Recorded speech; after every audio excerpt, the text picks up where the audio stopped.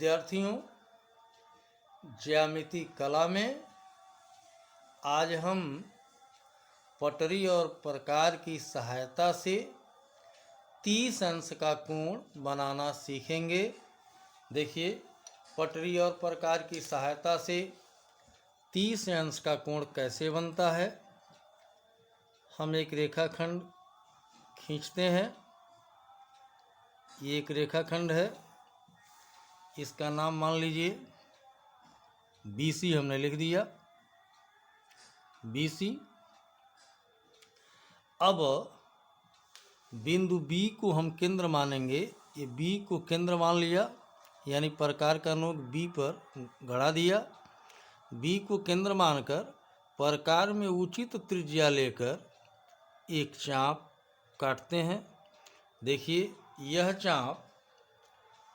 यह चाप BC को बिंदु D पर काटता है।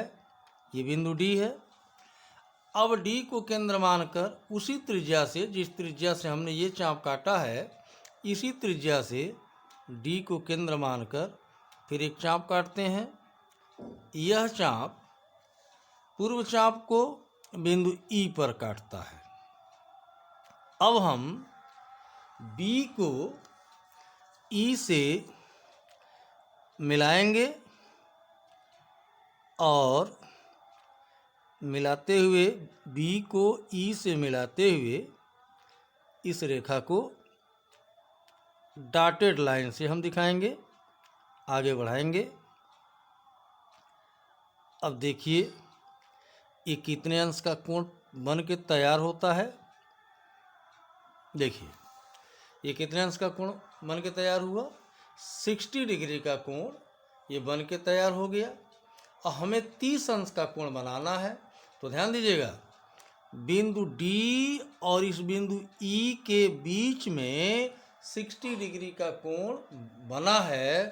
तो हम इसका अर्धक कर लें, इस कोण का आधा कर लें, तो 30 डिग्री का यानी 30 अंश का कोण बन के तैयार हो जाएगा। तो आधा कैसे करेंगे। अब देखिए, बिंदु D और E को बारी बारी से केंद्र मानेंगे। इस बिंदु D को और इस बिंदु E को केंद्र मानेंगे बारी बारी, और प्रकार में DE के बीच की जो दूरी है, इनके आधा से अधिक दूरी लेके चाप काटेंगे।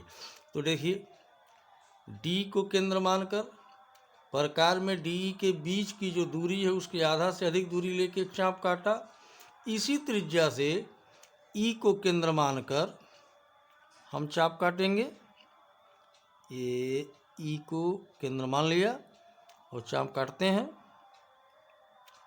देखिए, यह चाप पूर्व चाप को इस बिंदु पर काट दिया। मान लीजिए यह बिंदु F है, यह बिंदु F है।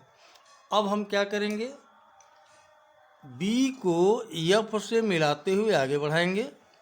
बिंदु B को F से मिलाते हुए आगे बढ़ाएंगे।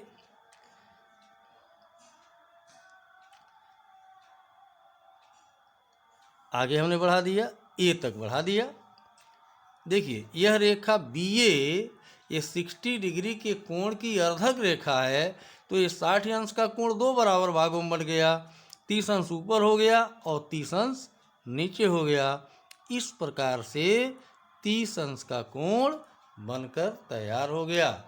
तो 30 अंश का कोण कैसे बना। पहले हमने 60 अंश का कोण बनाया और 60 अंश के कोण का अर्धक किया, तो ये 30 अंश का कोण बन के तैयार हो गया। अर्धक कैसे किया गया आप समझ चुके होंगे।